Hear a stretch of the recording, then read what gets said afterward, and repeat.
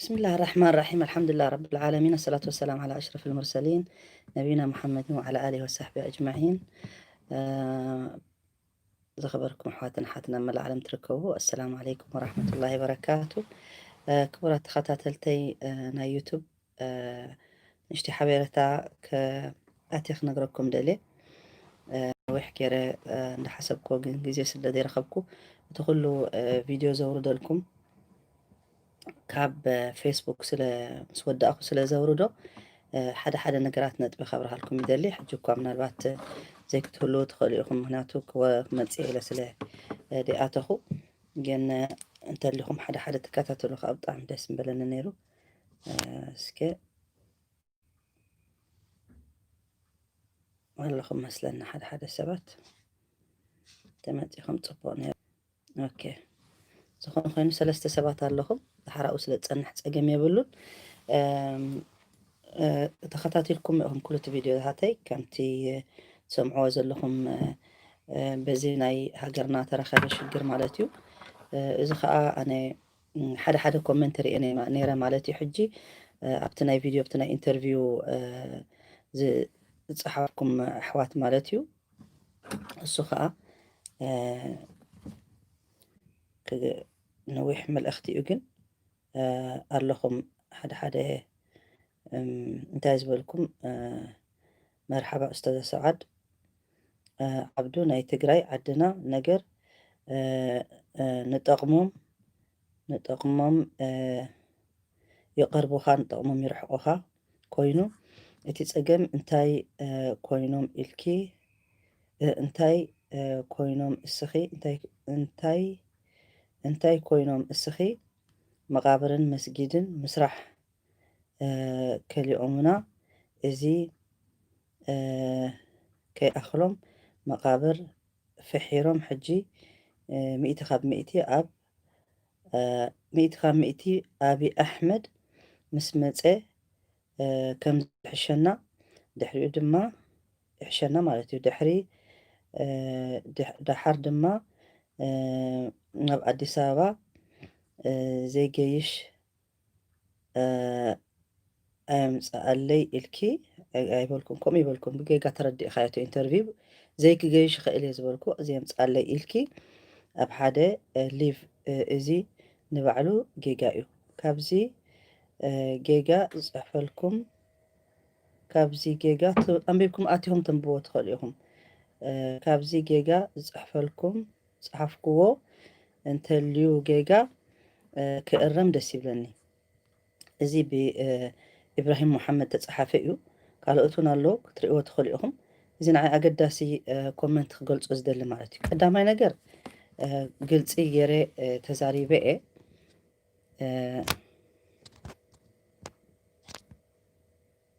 ምንታይ እዩ ይረኣዩ ዘሎ ናትኩም ልሻት ኣሎ እስኪ ኦኬ ኣለኹም ዶኒ ይስማዓኩም ተልዩ ሓደ እስከበሉኒ ምክንያቱ 4 ሰባት ይርኢ ኣለኹ ግን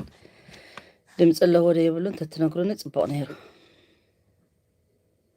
ኣለዎ ድምፂ ኣብ ዕረፍቲ እንደ ዝመልኣልኩም ዘለኹም ብዙቕ ኣይብለኒ እዚኣ ኮመንት ክገልፃ ኢለ እየ ወላስ ኣነ እቲ ኮመንት ክሪኦ ከም ዘይረኣይ ኮይኑ ቢሰመይ ደላ እንደ ኦኬ ርእየ ኢለ እስከ ሓደ በሉኒ እንድሕር ኣለኹም ኮንኩም 5 ሰባት ኣለኹም ፕሊዝ ሓደ በሉኒ በጃኹም ክፈልጥ ድምፂ እንድሕር ኣሎ ኮይኑ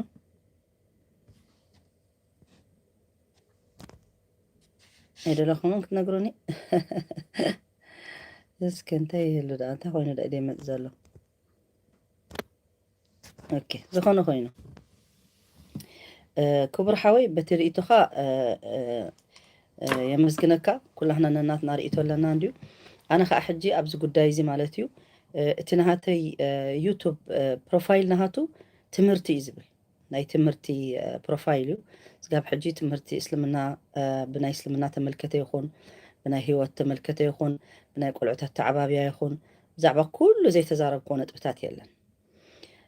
እዚ ከዓ ሰበብ መፅኡ ብዛዕባ ናይ ሃገር ኣመሓዳድራ ብዛዕባ ናይ መንነት ጉዳይ ብዛዕባ ናይ መሰል ጉዳይ ብዛዕባ ናይ ህዝቢ ጉዳይ ብዛዕባ ኩሉ ተተሓዘ ማለት እዩ ምስቲ እስልምና ተተሓዘ ምስቲ ህይወትና ተተሓዘ ስለ ዝኾነ ኣነ ካብ መጀመርታ ግልፂ ገይረ እየ ፖለቲሻን ኣይኮንኩን ፖለቲከኛ ኣይኮንኩን ግን ተዓዛቢት እየ ንዓይ እውን ዝምልከተኒ ስለ ዝኾነ ከም ማንም ዝምልከቶ ሰብ ኣብዚ ፖለቲካ ኣቲኻ ኣይትዛረብ ትብሉ ሰባት ኣብዚ ወላ ኣብ ፌስቡክ ዘለዉ ማለት እዮም ክንደሻዕ ገሊፀ እንድየ ወዲ ሰብ ኣፍካ ሓዝ ብዛዕባ ዝተዛረብ ኣይትዛረብ ኢልካ ንኽትውንኖ ሓደ ካብቲ መሰል የብልና ኢልኩም ትዛረቡ ሰባት ከማነይ ንባዕልኹም ንኻልእ ሰብ መሰል ዘይትህቡ ምዃኑ እዩ ዘርኢ እዩ ሓደ ካልኣይ ከዓ ኣብይ ኣሕመድ ይሕሸና ትብሎ ዘለኻ ስኻ ኣብይ ኣሕመድ ንህዝብና እንታይ ከም ዘውርደሉ ዘሎ እንድሕር ትፈልጥ ኮንካ ናይ ብሓቂ ሰብኣውነት እንድሕር ኣለካ ኮይኑ ወላ ኩሎም ከምዚ ዓይነት ኣተሓሳስባ ዘለዎም ሰባት ብዘይግድስ ተጋሩ ዲኹም ኤርትራውያን ዲኹም ኣምሓሩ ድዮም ኦሮሞ ድዮም ብዘይግድስ ካብ ኩሉ ዓሌታት ህዝብ ሰብ ዝበሃል ሰብ መንነቱ ሰብ ዝበሃል ማዕሮ ዝኩሉ ግፍዕታት ከምዚ እንዳረኣየ ዝድግፍ ነዚ ግፍዒ እንድሕር ኮይኑ ኣነ ምስኡ ኣይሰማምዕን ኣነ ከምዚ ዓይነት ሰብ ኣይሰማምዕን ምስኡ ሓደ ካልኣይ ከዓ ኣበይ ነርኩም ዝበሃል ኣሎ ሓደ ግዜ ከዓ ኣበይ ነርኩም ኣነ ኣብታ ዝረኸብክዋ ኣብታ ዝተረኸብክዋ ርእቶይ ከይሃብኩ ዝኸደሉ ግዜ ኣይፈልጥን ኣብቲ ናይ ዘይሃብ ኩሉ ግዜ ግዳማ ኣብ ምንታይ ከም ዝነበርኩ ናይ ባዕለይ ኬዝ ክህልወኒ ይኽእል ናይ ባዕለይ ካልእ ስራሕ ይህልወኒ ይኽእል ከምኡ ዝበሃል ነገር ኣበይ ነርካ ቅድሚ ሕጂ ሞ ኣበይ መፂኻ ዝበሃል ነገር የለን ኣብቲ ረቢ ዝእተወካ ግዜ ኣብቲ ረቢ ሰብ ኩሉ ብሓይሊ ረቢ እዩ ረቢ ኣብቲ ዝእተወካ ክትኣቱን ከለኻ ናይ ግዲ ንስኻ ናይ ባዕልኻ ርእቶ ጌርካ ትኸይድ ኣነ ከዓ ዘየምፀአለይ ኣዲስ ኣበባ ኣይኮን ወላ እኳ በዚ እዋን እዚ ማለት እዩ ከምዚ ኢለ ተዛሪበ ወፅሲ ሴፍቲ ስለ ዘይኮነ ግልፂ እኳ ገይረ እየ ኣብ ሓደ ሕብረተሰብ ኣብቲ ናይና ናይ ሃገራትና ሕብረተሰብ ቀርና ኣፍሪቃ ብምሉእ ኣማን የለን ሎሚ ከምዚ ኢልካ ተዛሪብካ ፅባሕ ንጎ ሓኒቆም ክኣስሩካ ክእሉ ቀትሉካ ክእሉ እዮም እዚ ፍሉጥ እዩ ማንም መንግስቲ ሕጂ ኸ ኣብይ ኣሕመድ ይሓይሽ ትብሎ ዘለኻ እንታይ ከም ዝገበረ ዓለም ሙሉእ ዝምስክር ዘሎ እዩ ዓለም ሙሉእ ይምስክር ኣሎ ተረዲእኻኒ እዚ ህዝቢ እዚ ከዓ ዝጭፍጨፍ ዘሎ ዝውረር ዘሎ ዝቕተል ዘሎ ዝሕረድ ዘሎ ክንደይ ነገር ዝግበር ዘሎ ንስኻ ብእስልምና ዓይኒ ክትሪኦ ከለኻ ብጣዕሚ ሓደ ጨካን ሰብ ተዘይኮይኑ ራህራህ ሰብ ከም ናይ ረሱል ሰለላሁ ዐለይሂ ወሰለም ተዝኸውን ክትፈልጥ እንድሕር ደሊኻ ረሱል ዐለይሂ ወሰለም መራሒ ነይሩ ጦርነት ኣካይዱ ምስ ህዝቢ ሬሌሽን ገይሩ ምስ መንግስትታት ሬሌሽን ገይሩ ንሕና እስልምና ካብ ናይ ፖለቲካ ዝወፅ የለን እዚ ግን ረሳሕ ፖለቲካ ከምዚ ናይ ሕጂ ዘሎ ኣይኮነን ናይ ሰብኣዊ ዘኽብር ኣብ ጦርነት ከመይ ጌርካ ንማንም ክትደፍር ከም ዘይብልካ ብጀካ ነቲ ብረት ዝሓዘተ ዘይኮንካ ሕጂ ዝግበር ዘሎ ትፈልጥ ዲኻ ኣዴታትና ክንደይ ከም ዝድፈራ ዘለዋ ኣሕዋትና ክንደይ ከም ዝድፈራ ዘለዋ ትፈልጥ ዲኻ እዚ እንድሕር ትፈልጥ ኮንካ እዚ ዓይነት እዚ ክትዛረብ ብጣዕሚ ዝሕዝን እዩ መንግስትታት ክኸዳ ክመፃ እየን መንግስቲ ዘሎ ፅባሕ ንጎ ካልእ መንግስቲ ክመፅ እዩ ህዝቢ ግን ሃገር ግን ኩሉ ግዜ ኣሎ እዩ ስለዚ ኣነ ምስቲ ውፅዕ ኣብ ዝኾነ ይኹን ቦታ ምስቲ ውፅዕ እየ ዝኸውን ሕጂ ከዓ ህዝቢ ስለ ዝድፈር ዘሎ ህዝቢ ስለ ዝውፃዕ ዘሎ ሓደ ሓይሊ ዘይኮነ ብኩሉ ሓይሊ ተገሲሱ እዚ ናይ ወያነ ፀልእኹም ንዓኻትኩም ግበርዎ ኣነ ኣይትወንን እዩ ንዓይ መልከተንን እዩ ኣነ ወያነ ፅቡቕ ኣለዎም ሕማቕ ኣለዎም ኢለ ተዛሪቡ ከም ማንም ሰብ ፍርዳውያን እንድሕር ኮንኩም ከምኡ ዓይነት ኣረኣያ ኣይመሃለዎን ነይሩ ፍርዲ ዘለዎ ሰብ ትጌግኡ ይዛረብ ትፅቡቑ ከዓ ይዛረብ ድሕሪኡ ከዓ ከምቲ ኣብቲ ኢንተርቪው ዝበልኮ ኣብቲ ናይ ተዛሪበዮ ዘለኹ መሚኻን ተወሰኑ ሰባት ምቕፃዕ ንኻልእ ዝነበረ በይኖም ድዮም መሪሖም መዓዲ በይኖም ድዮም ካብ ላዕሊ ስጋብ ታሕቲ እሶም ሒዞሞ ነይሮም ደይከውን ዘረባ ደይመስል ዘረባ ኩላ ህዝበይ ሕማቕ ትገብር ነበረት ግፍዒ ትገብር ዝነበረት ትውፃእ ትቀፃዕሳ ኣብ ሓደ ሕብረተሰብ ግን ንሓደ ህዝቢ ትግራይ ንበይኑ ከምዚ መግቢ ተኸልኪሎም ኤሌክትሪክ ዓፂዎም ኢንተርኔት ተዓፂዎም ዓለም ከይሰምዖም ጋዜጠኛታት ከይኣቱ ተኸልኪሎም እስልምና ንመብቲ ኣይከላኸልን ድዩ ዑመር ብን ምክታር እንታይ ድዩ ኣብ ሊብያ ዑመር ብን ምክታር ንጣልያን ዘባረሮም ሓደ ሰብ እኳ እዩ ሓደ ዑመር ብን ምክታር እንታይ ይገብር ነይሩ ቆልዑት ዘቕርእ ዝነበረ ሰብኣይ እዩ ኮፍ ኢሉ ቆልዑት ዘቕርእ ዝነበረ ሼክ ጣልያን ዘንፈጥፍጡ ዝነበሩ ብሓደ ሰብ ምክንያቱ ንሓቅን ንሃገሩን ንመንነቱን ንሃይማኖቱን ንኩሉ ስለተንቀሳቐሰ መጠረሽትኡ ተዓዊቱ ትግራይ ድማ ዓዲ ኣመንቲ እዩ ክርስቲያኖም ኣመንቲኦም ኣስላሞም ኣመንቲኦም ሕጂ ኣስላማይ ተፀጊዑ ሕማቕን ፅቡቕን ዛረብ ዘሎ ናቱ መንነትን ናቱ ታሪክን ዝገልፅ ዘሎ እዩ ኣብዚ እዋን እዚ ኣክተ ክገብር እዩ ዝግብኦ ድምፁ ከስምዕ ዝግብኦ ወላ ቅሬታ እንተሃለዎ ኣፅኒሑ ቅሬትኡ ነቲ ህዝቡ ኣብ ጎኑ ኮይኑ ኣጀኹ ኣብ ጎንና ከለና ፅባሕ ንጎ ግን ከምዚ መብት ኣለና ከምዚ መሰል ኣለና ከምዚ ንደሊ ኢና ደኣ ክብል ኣሎ እምበር ተፀጊዕካ ኣሕዋትካን ቤተሰብካን እንዳተቐተሉ እንዳተደፈሩ ንስኻ ምስ መንግስቲ ኮንካ ምስ በዳላይ መንግስቲ ኮንካ ተንጨብጭብ ኣነ ብጣዕሚ እዩ ዘሕፍረኒ ኣነ ግን ከምኡ ዓይነት ሰብ ስለ ዘይኮንኩ ኣነ ናተይ ርእቶ ክገልፅ እየ እቲ ኮንስኮንስ ከዓኒ እቲ እዚ ርእቶ እዚ ወሲደ ከዓኒ ዝመፅእ ኩነታት ኣብ ሂወተይ ክቕበሎ እየ ምክንያቱ ኣነ ምንም ጌጋ ዝገበርኩ የብለኒ ማንም እንኳን ኣነ ማንም ኣብ ዓለም ሙሉእ ሂማኒታር ዘለዎም ሰባት ወፂኦም ለይትን ቀትርን ብዛዕባ ትግራይን ህዝቢ ትግራይን ይገልፁ ኣለዉ ብዛዕባ እቲ ዘሎ ኩነታት ይገልፁ ኣለዉ ንስኻትኩም ፖለቲካ ኣይትእተው ዝበሃል ፖለቲካ ክልክል ድዩ ብዛዕባ ፖለቲካ ክትዛረብ ንሕና እኮ እስልምና መብቲ ሂቡና እዩ ብዛዕባ ፖለቲካ እውን ክንዛረብ ኣነ ግን ፖለቲከኛ ኣይኮንኩን በቲ ዝረኣየኒ ግን ክገልፅ ክእል እየ ብዛዕባ እስልምና ዝብሎ ከዓ ከምፀልኩም እየ እንሻአላህ ፖለቲካ በዓል ዓኢሻ ረዲየላሁ ዓንሃ ናይ ባዕላ ፓርቲ ሒዛ ተቃዋሚት ኮይና ወፂኣ ክንደይ ዝገበረት ሰበይቲ ብዕልማን ብፍልጠታን ብክንደይ ነገር ዝተኻፈለት ኣብቲ ሕብረተሰብ እያ ዓኢሻ ማለት ሰበይቲ ረሱል ዐለይሂ ሰለም ኣብቲ በደል ዝረኣያትሉ ግዜ ሱቕ ኢላ ኣይትፈልጥን ስለዚ ንሕና ሓንጎልና ንዓና ሓፂቦምና ካልኦት ከምዚ ሃይማኖት ከምዚ ኣብዚ ዝፍቀድ መዓስ ናይ ውድእን ናይ ፍቅህ ሰላት ወይ ፍቅህ ናይ ሓይድ ናይ ፔሪየድ ፍቅህን ጥራይ ኣይኮነን እስልምና ብዛዕባ ኩሉ ነገር ዘጠቃለለ እዩ ብዛዕባ ኩሉ ሂወትና ዘጠቃለለ እዩ ካብ ፖለቲካ ጀሚሩ ካብ መራሕቲ ጀሚሩ ስጋብ ተመራሕቲ ስጋብ ኩሉ ዘሎ እዩ ስለዚ ኣነ በቲ ዝረኣየኒ እስልምና ድማ ንማንም በድል ኣይብልን እዩ ስለዚ ትግራይ ድማ ኣህለል ኪታብ እዮም ቶም ነሳራ እምበሺ ረብ العالمين እንታይ ኢሉና النصارى أقرب إليكم مودة إلنا نصارى أهل الكتاب نسوم تم زقاربوا نعهم يوم بفقري بمحبة بفقري نعهم زقارب حواتنا تواسبنا يوم قرابتنا منابرتنا سلو زخونو نحنا نايتم بدلتي هاتساويان زنبورو بقوم تختيلنا نزي هزبي زلو نحنا الرأي أنا خو معينة كخوني يقولون أنا يدقفوني بزح بديلو بزح تبديلو أصلا ما يتبدلن مالتها يكونن ግን ነቲ ዝበደለ ደኣኻ ተብፅሐሉ እምበር ንዘይበደለ ክኸውን የብሉን ሓንቲ ሓፍትናት ነገር እኒ ክነግረኩም ካብቶም እንዳ ሃፀይ ዮሃንስ ዝበሃሉ ቤተሰብ ማለት እዩ ሃፃውያን ናይ ቀደም ብጣዕሚ ሓያል እምነት ዘለዎም ኣብ ክርስትና ንሳ ተሰዲዳ ምስ እስላማይ ወሊዳ ካብ እስላማይ ወሊዳ በቃ ብጣዕሚ ፍርሒ ኣለዋ ኣነ ወደይሲ ፅባሕ ንጎ ወይ ድማ ውላደይሲ ሒዘዮ ናብ ሃገረይ ተኸይደሲ ክቐትልሎ እዮም ውላደይ ኢላ ስጋብ ትፈርሕ ማለት እዩ ቤተሰባ ንዕንዶ መፂ ረኣይና ውላድክን ንሪኢና ክብልዋ ከለዉ ወኣነ መፅና ባኻትኩም ካብ እስላማይ ወሊደ ውላደይ ክትቆትልሎ ኢድኹም ኢላቶም ስሒቆማ እንታይ ትብል ኣለኺ ኢሎማ እዚ ቀደም ዝተረፈ ንሕና ውላድና ምፅና እምበር ካብ ዘወለድኩም ኳዕ ወለድ ክልና ንሕና ከምኡ ተሓሳስባ ይብልናን ሕጂ ብዚ እዋን እዚ ኢሎማ ንሳ ግን በቲ ናይ ቀደም ኣተሓሳስባ ዝነበራ ከምኡ ሓሲባ ማለት እዩ ኢሎማ ንሕና ከምኡ ይንሓስብን እስኻትኩም ሕጂ ምናልባት ንኽፍኣት ትሓስቡ ትኾኑ ከምኡ ኢሎም እኳ ምስ መፀት ክቆትልዎ ይኽእሉ እዮም ገለ ትብሉ እዮም እዚ ሱእ ዘኒ ይበሃል እዚ ክፉኣት ተሓሳስባ ጋና ከይኮነ ክኸውን እዩ ከምዚ ጋና ከይተሰርሐ ከሰርሕ ኢልካ ረብ العالمين يعني إن بعد الظن إثم ኢሉ ረሱል ዐለይሂ ሰለም إن بعد الظن إثم ስኢልካ ደየሎ ኣሎ ኢልካ ስኢልካ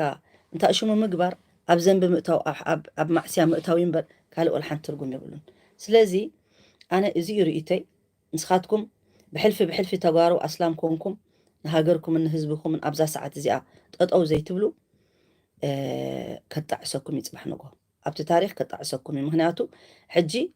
ናይ ህልውናን ዘይህልውናን ጆኖሳይድ ተባሂሉ ዓለም ምሉእ መስኪሩሉ እዩ ጆኖሳይድ ማለት ከዓኒ ንሓደ ዘርኢ ብመሰረቱ በንቂርካ ክተጥፍኦ ክትደሊ ከለኻ ትሰምዕዎን ትርእይዎም ኣለኹም ከዓ እንታይ ዝግበር ዘሎ ኢሳያስ ምስ ወታደሩ ኢማራት ንሕና ኣስላም ደይኮናን ኢና ኢማራት እንታይ ጌርና ኣሕዋትና ደይኮኖም ዳ ብእስልምና ኣይሎም ዳ ይድብድቡና ኣለዉ ኣየር እንዳኸዱ እንታይ ይድብድቡ ኣለዉ ህዝብና እንታይ ገይርዎም እንታይ በዲልዎም 5-6 ሓይሊ መፂኦም ህዝቢ ትግራይ ዝድብድብዎ ዘለዉ እዚ ደስ ኢልኩም ፅባሕ ንጎ ኣብዪ ኣሕመድ መስጊድ ክሰርሐልኩም ኢናኹም ክንርኢ ኢና ብጣዕሚ ትሕዝኑ ኢኹም ስፔሻሊ ኣስላም ተጋሩ ብጣዕሚ ኢኹም ትሕዝኑ ብጣዕሚ سقطت تبلو أفكم حسكم كمان محشة نيرو رئيتكم تزيت الزاربو كمان تخفوا رئيتكم سقطت تبلو كمان أنا قمت تعمي زحفرني تعمي زحفرني اتم نزي هاجرزي أسلامي تقاديلو كوي مساعتهم دمو كافسيسيو تقاليسو كوي كندي نجر جيريو جنزبو بهيوتو نتهاجر أمتيوايو ترخيبو له شجر قدلت هالودو نتو قدلت سخاتكم وتيهم مستخخال دا إذا دلنبر حج صبو كونو يدمسسو إلكم هزبكم كتدمسسو خلوكم مسجدكم بزي سبوكو واجايبلون بتخرستيانكم بزي سبوكو واجايبلون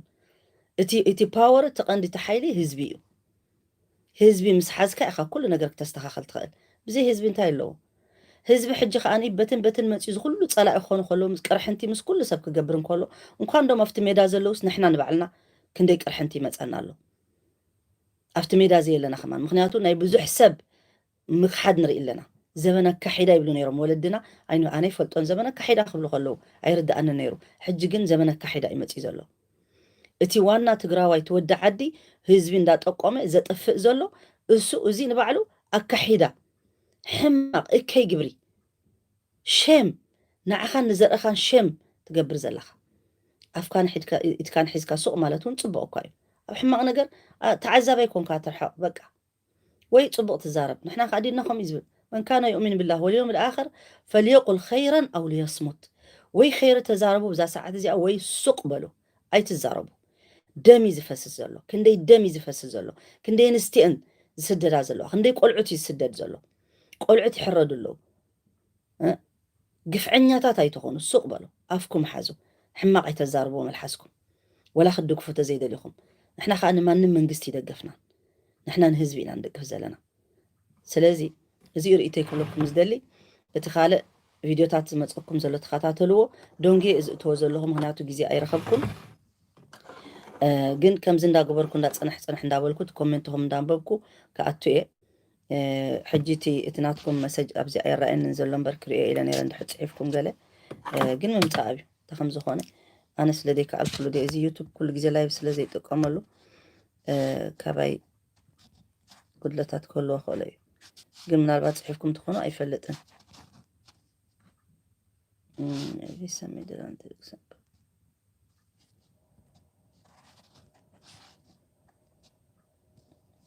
أي مثلا سلازي 10 سبات لهم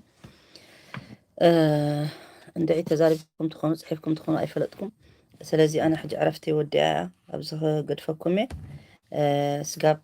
أما تسايز تريفو زلو فيديوتات كله بحنساب كبر دلكم ولا حمنا البات كي بزح نداولك بحدا زور دو زلخو تسفا قبرك تردو لي دحر حما غريتو زلكم كأني منم كقبراي كأن أنا خافت فيديو سمعهم منكم أبز أوانزي نهزبين نهاجرين نتوتسعن بكل حيلة كدو قفاية بكل حيلة بزخلو دحرنا عي بوليتيكانيا أخن دحريلو نخم يلو يخون ولا بوليتيكانيا خون ندحر دالي سقاب إذا هزبي زحلفلو ندحري تايبلني بوليتيكانيا مالت نايم بتزم نسب زدقف ني قلعت زحسب أنا كو ناي قلعت ممهري نقرأكم قلعت كتفقون كله بحد حبرتسب من أسيات كتفقوا كله انت عينت قدقات كم زمت سب عليه فلطة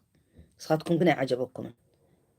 قلع عمالات هافتين يتعديو من إسامالات هافتين يتعديو تقراي قورب تلي نفس رخيبة قورب كتم حاج جميرة قورب كتنبر جميرة حسرت بتن بزي حما يطفوا له يوروا له تتخيلوا زنبرة تتخيلوا زنبرة نبرت أفريسهم أقاصيلهم يخدوا له إزي حسادايو إزي منجستي إزي حساد منجستي إمباري نويانا ديلي يكون المتي حزب التجراي كدمسو سي متي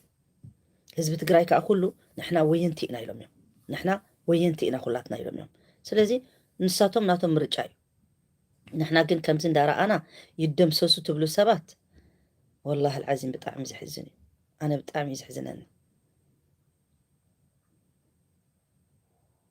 كمية تحساس بالكم أنا خرد عني كلني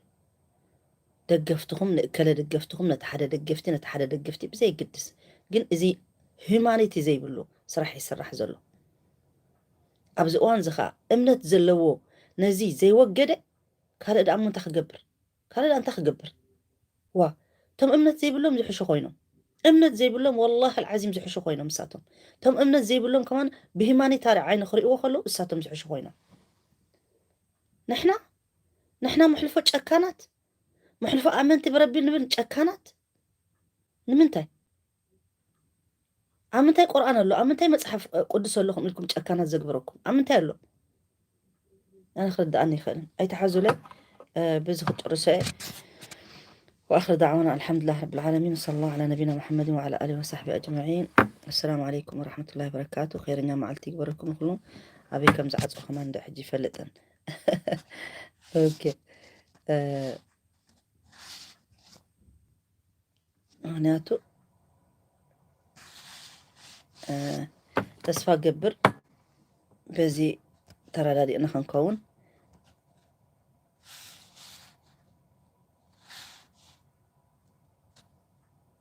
أوكي سلازي ناب شير ندي جيرونا على فيسبوك تختلتون متان كريوه أبتز متسئ مدبات مالتيو كم زندا قبركو حجي متسئو حجي حنتي كومنت متسئ الله سكريا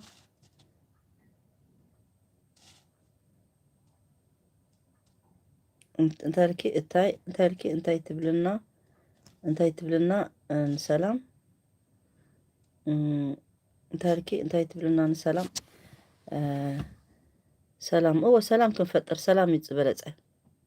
انتاي تبلنا نسلام حجي حنت كومنت متساري ايه اوكي انتاي تبلنا انا اسلام اوكي انتاي تبلنا انا اسلام انا تزاريبي سميع خيوت خوني انا انتاي زبل ابتي مستوت صعن مستي تشجر سبن كون كم زلنا اذا امن نخلو أسلامي يخون كريستيان يخون أبز أوان زسيد حزب توصي عند رأي حزب تبدلوا عند رأي كان جب كسعسعن بتعمي ناي قفعني تاسا راح أسرحه نحناسي قلعت كوينا قلعة كوينا أنا أيرسعنني أبدر جيزي سب قتيلو نديتات ساعة خبلن أبتي دك أنت قتلالو جنازة ويزموتلو أنا قلعة كوينا أيرسعنني معرو خمس قفعي حليفو حجي خمسة عينت قفع حمر إن كلنا كل يتزب لك كل نجار بزح نجار يحالفه عب هوتنا كلاتنا مالتي كل سب بزح نجار يحالفه هوت جن تزبلت أنتايو حجي نحكي سب كسرح إن سلام كسرح إن إذا بر عم بأسكر كبت صباع يكونن أنت خونا جن نت سلام كسرح الليو كفتن زلون بر هزبي إن ده هلاقة هزبي تجري إن ده هلاقة دحني هلقوا نعنا حلفنا زبلت خوينو رسعني رسعوه زحلفلو سبيلن أبز أوانزي زحلفلو سبيلن حجي متيهم حجي متيتي كومنت انت خوين دا عنتو يمت النير أوكي أنا خا سعد أخيلني أوكي السلام عليكم سعاد يا رويس راي يغني اللي بتعمي مسكناكم كلهم مخنات كل جزء سلدي رخبكم سي التي يوتيوبون ملس سلدي ركبولو كم زندا قبركو خاطئ تسفى قبر اوكي حجي ساعات اخي لكم زبلكم كيدا لنا بعرفت جزياتي اوكي قالوا دحانوا علو